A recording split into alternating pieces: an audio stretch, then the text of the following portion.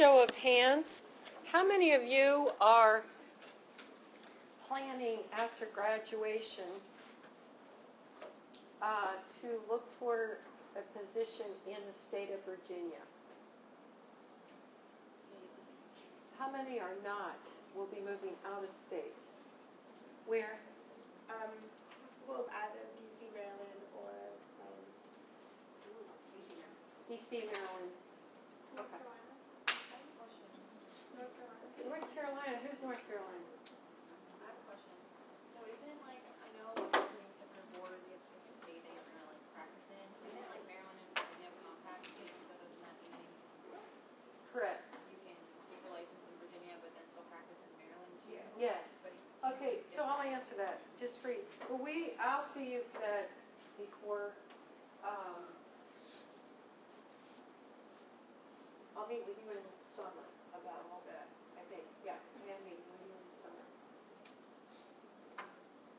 Should be. Anyway, 2 semesters before you're with me again. Would that be the summer? Yeah. Oh, that's so cool. So, anyway, generally speaking, it's a complicated thing. If you live and you're thinking ahead and you say, I need a permanent address in order to have a license in the state, not necessarily. To get a compact license, which is one of those with like 20 states participate in this compact, you have to have a permanent address in the compact state, in one of the compact states, okay? One of them. So if you live in Maryland, you can get a compact license. It includes practice in Virginia. D.C. is complicated. You can get a D.C. license if you live in Virginia, which is unusual. A lot of West Virginia, you have to live in West Virginia to get a West Virginia license. So all the other states that aren't part of the compact each have their own thing. You can have more than one license, though. So I had a student this semester who wants to work. She lives in D.C. Her permanent address is D.C. So she wants a D.C. She's going to have to apply for a D.C. license to practice in D.C. She also will need to get a Virginia license to practice in Virginia. But because she doesn't live in Virginia, she can't get a compact license. She can get a Virginia-only license. So there's all kinds of little rules about that. So I just was curious, was there another category? Is there someone that's not going to practice at all? Okay, good. Well, I actually had a Richard's question not for going those to. wanting You got to get continue on to like a doctoral program. I assume you would need to be licensed in the state of the school, or is that something you only have to consider? For doctoral work, it's like any other school. Okay, but I mean, I assume you're going to be at a hospital still as an RN at that point. Would you need to be licensed in that case, or? For the school? Yeah, or You might. It depends on what you're doing within the school. For a nurse practitioner, likely you'd need a license to practice in that. Okay. Yeah. It just depends on the state. Do you know anything about your finance or travel? Yeah. Sometimes the organization, you'll need multiple licenses. Sometimes the organization will pay those fees for you, which is a good thing. Because if it's compact state, it's no problem. If you have to practice, like say you're a telephonic nurse who works for United Healthcare, and you're doing, quote, nursing over the phone, but it's to 50 states, you will need license in all this to be licensed to.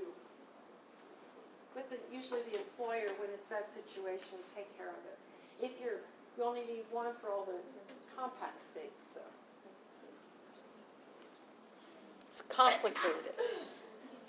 I wish all the states would be compact states, but it's a source of revenue, that's why they don't, they get more money if they can, the main thing with the licensure is once you get past the NCLEX, don't ever let it lapse. Pay your fees. Even if you're taking a couple years off, pay for, because you never want to take the NCLEX again. So, well, you can if you like to. Okay. All right, we're talking about graduation already. See, we're very proactive here. And optimistic, right? All right, we turn to an important subject, diabetes. We have an hour and 10 minutes to talk about this. We could take a year in 10 minutes and it wouldn't be enough, but let's go. I'm breaking it down to the simplest possible formula for you to be able to study this. You have this organ called the pancreas behind the stomach that is either endocrine or exocrine. Exocrine pancreas gives you the amylase lipase, exocrine pancreas, let me start again, gives you amylase lipase and protease, those digestive juices that help you digest foods. I'm not talking about that today. You can think about it if you want. The endocrine pancreas is what we're going to focus on mostly, but you need to recognize that there's dual function. So that's someone who has pancreatic problems, specifically cancers, are in a world of trouble because of these multiple functions. When we talk about the endocrine pancreas, it releases hormones into the blood. That's what we mean by exocrine. By the way, what's pancreatitis? Inflammation of the pancreas, but what happens? Why do you get the itis part of it? Because those digestive juices are starting to digest the cells of the pancreas itself.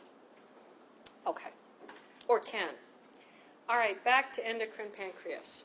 There's these cells called alpha, beta, delta, and polypeptide, pancreatic polypeptide cells. The alpha cells secrete glucagon. Now, this is not anterior pituitary, hypothalamus, all of that. This is just the functioning of the gland. So forget about anterior hypothalamus just for a moment. These cells in the islets and Langerhans produce there are alpha cells, I should say, that produce glucagon. What does glucagon do? It increases blood glucose by releasing stored glucose. Glucose is stored in the liver. When would you need that? When you need energy. It's going to release it. Beta cells do the opposite. They secrete a hormone. These are just different cells that are close to one another in the pancreas. They secrete insulin. Insulin lowers blood glucose. Now, how does it do it? It attaches to receptors on the cell membrane. And within the cell membrane, there's a transport system that affects the changes so that the cell can use the glucose.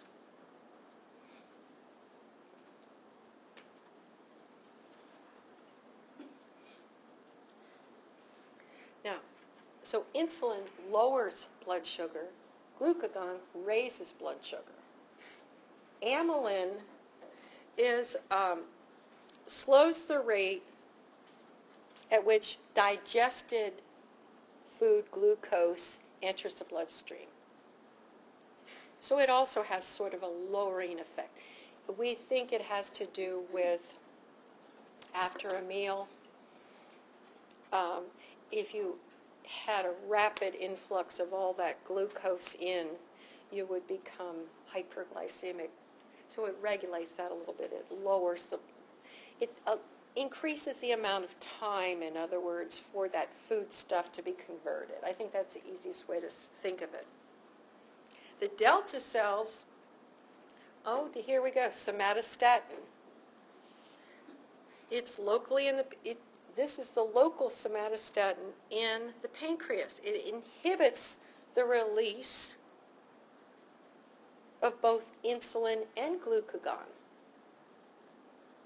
And we again think that works with the amylin to allow the food stuff to sit there a while before all the glucose is released into the bloodstream. These pancreatic polypeptide cells we're not going to focus too much on because we're not even sure how they really function entirely. They seem to have an increased insulin effect after an oral load of food. So there's some suggestion that something within the gut after a meal can stimulate insulin independent of other, like glucose stimulating insulin. It's something within the gut. What we do see in anorexics is an increased level of these pancreatic polypeptides. They do seem to have an appetite suppressant effect. We think they're regulated by, the vagus nerve. Which one was that? 10. One of the cranial nerves. Remember I said it wanders off. So there's some research that it's vagal stimulation as well that can increase pancreatic polypeptide. So just remember that it appears that it has some sort of increased insulin effect. I think this is the easiest way. We're going to focus on alpha and beta cells. Here's in words what I just said. Next, we move to pancreatic. If you look at these, it looks like these little flowers floating around. The alpha and beta and delta cells are in this center of the pancreatic acini. The acini are where those digestive juices are secreted.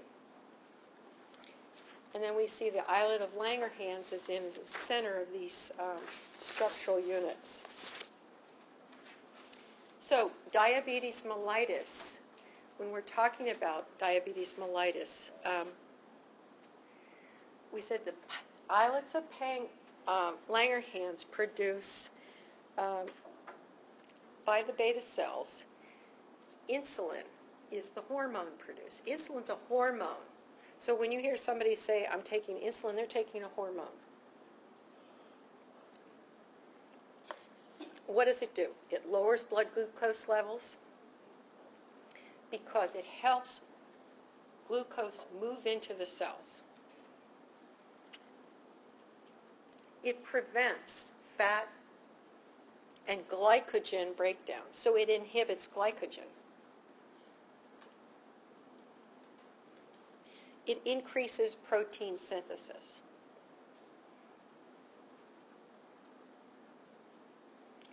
Now, glucagon in the liver, glucose, think liver glucose storage, right? Liver, the glycogen is created, which is the storage form of glucose. And that's, if you want to think what is glycogen, it is stored glucose. And we need to break that down by the hormone glucagon in order for it to maintain our normal blood sugar or blood glucose